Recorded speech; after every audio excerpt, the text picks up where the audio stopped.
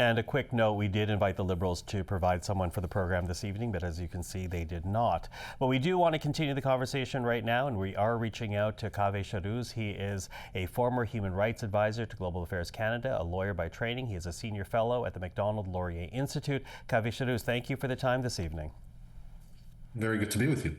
So, as we heard from our last two guests, the Prime Minister has been criticized for supporting the U.S. strike on Iran and doing so within hours. But you, based on what I've read, seem to see the logic in the declaration that Mr. Carney made more than a week ago at this point. And you've said that you actually support what he had to say. Why is that? Well, I mean, I'll be honest with you. I supported Prime Minister Carney's original statement. Since then, there seems to have been several different positions put forth, which I'm left a little bit unclear on.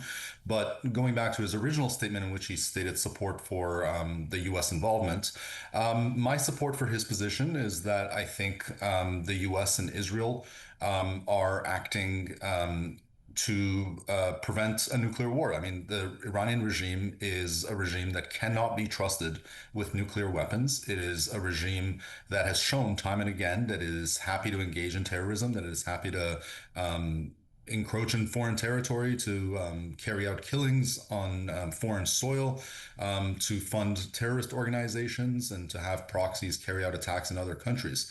And it has also shown that it's not a good faith diplomatic partner, that, it really tends to respond only to force and not to conversation. And so for all these reasons, I think the United States and Israel really had no choice, especially in light of the brutality of the regime in early January. And I think it's really only fair in those circumstances for the international community to support this military action against Iran's regime and in solidarity with Iran's people. Well, I was speaking with Lloyd Axworthy earlier this week, of course, former Minister of Foreign Affairs in the Chrétien government. And, he pointed out that Canada relies on international law to protect its sovereignty as a country. And this strike against Iran does violate international law. Is that not a dangerous precedent then to support something that violates international law? Well, yes. I think, obviously we have an international legal system in place to prevent unprovoked use of, military action and unprovoked war. But at the same time, an international legal system is not a suicide pact. It is not a system designed to allow rogue states like Iran's regime to acquire nuclear weapons. And I think Mr. Axworthy's position would ultimately leave us in that position where we couldn't take action until it was too late for us to take action.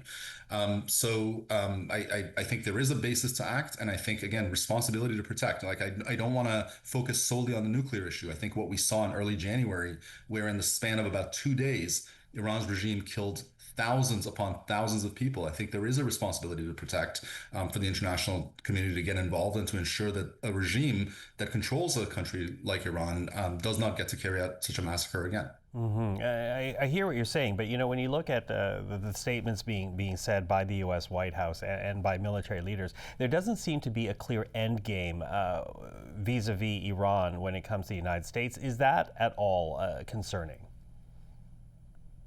That's certainly concerning. I mean, I'm hard pressed to defend the Trump administration generally.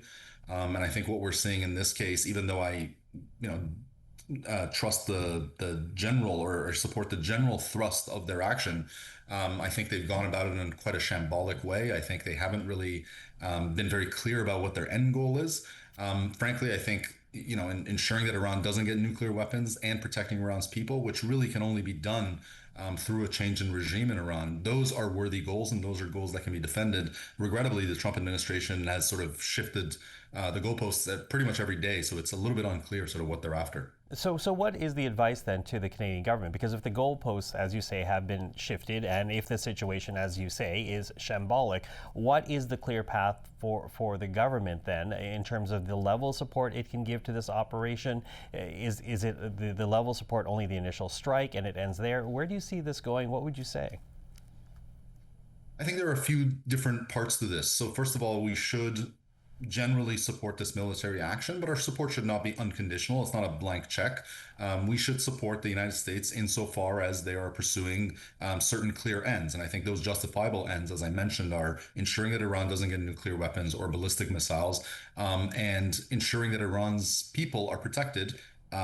Which I think by extension means a change in regime. And regime change, really at this point, I think is Canadian policy. We've had statements to that effect saying Canada will not negotiate with Iran until there's a change in regime.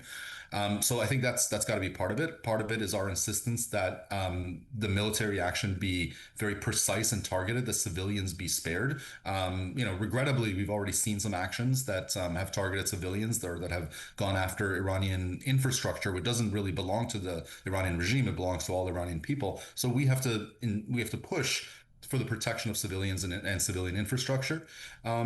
And finally, I think there's a lot that Canada can do short of being militarily involved. I mean, I think there's technology we can send to the Iranian people. We can take in refugees or at least provide mechanisms for those in need to receive assistance from us. So I think that can be our contribution. We don't necessarily need to, send bombs or military personnel to be involved in this conflict. Now, you yourself are Iranian Canadian, and there has been statements made that the hope is that the Iranian people will take these strikes rather as an opportunity to stand up against what is left of the regime. Do you see that happening? I see that happening under certain circumstances. I see that happening if the military strikes, as I mentioned, remain precise. I think if the US or Israel bomb civilian infrastructure or bomb civilian housing or things along those lines, it will be very difficult to galvanize the people to come out in the streets. And I think if it's important that these bombings focus on the apparatus of repression. So be it the IRGC, Iran's intelligence ministry, Iran's propaganda networks. If those things are knocked out or sufficiently degraded, my belief is, based on everything I see on social media, based on conversations I have with Iranians, based on everything I know about the level of dissatisfaction, anger that exists in Iran, I think Iranians will come back out in the streets to take their country back. Kaveh Shahrooz, I appreciate you speaking to us. Of course, we'll speak again as this conflict is far from over. But for this evening, thank you for the time. It was my pleasure. Thank you.